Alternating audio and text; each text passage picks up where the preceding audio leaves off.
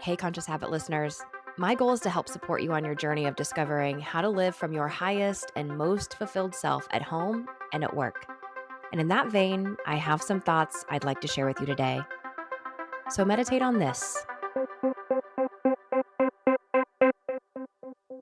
What is your formula for feeling good? I mean, those things that you know that when you take the time to do them, you're committed to them, they become your non negotiables. You just feel better. Life feels easier. You interact with everyone and everything with a little more ease.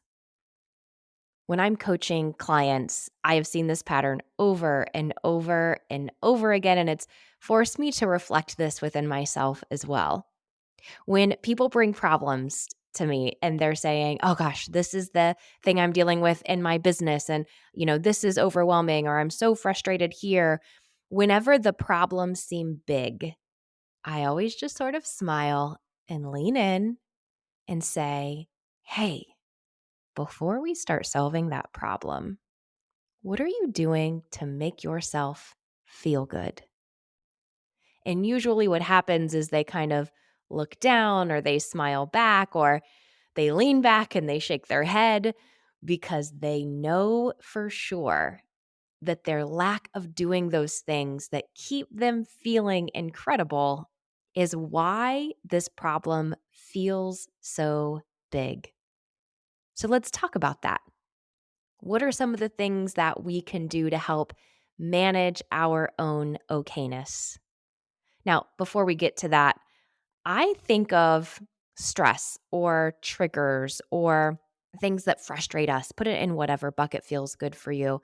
I think of those as these little buttons that we're carrying around. And all of us have these little buttons. There's just different things that push them. So for some of us, maybe it's mistakes. Ooh, maybe that's a button pusher for you. Maybe it's needing to repeat yourself. Maybe it's people who move too slowly or can't think bigger. Whatever it is, we all have these little triggers. And if we aren't doing the things that make us feel good, those triggers become giant landmines. And then small things begin to feel like big things. And one of my great mentors, Tim Roberts, he loves the quote, and I have borrowed that from him as well, which is sort of a take on Eckhart Tolle's or Eckhart Tolle, depending on how you choose to pronounce his name. A little bit of a take on his quote: "If small things have power over you, that's exactly what you are, small." And so back to that formula for feeling good. I think there's a lot of things that probably are similar that fall into that bucket, but we have different ways of expressing them. How are you laughing and playing? Are you giving yourself enough time to just enjoy life? Are you moving your body? That could be running or yoga or a simple stroll outside. Do you have some kind of connection to spirit? And when I say spirit, gosh, are there so many different definitions of that? For some people, it is an attachment to religion. For some people, maybe it's just an attachment to presence.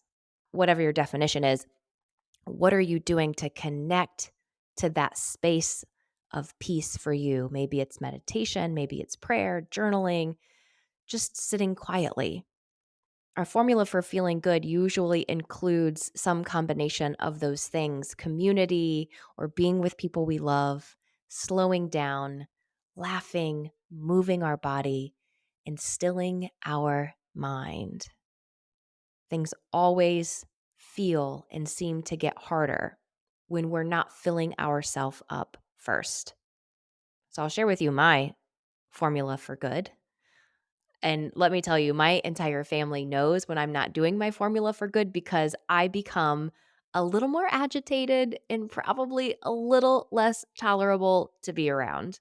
Life gets really easy and feels very easy when I meditate, journal, get my butt outside, and I move my body.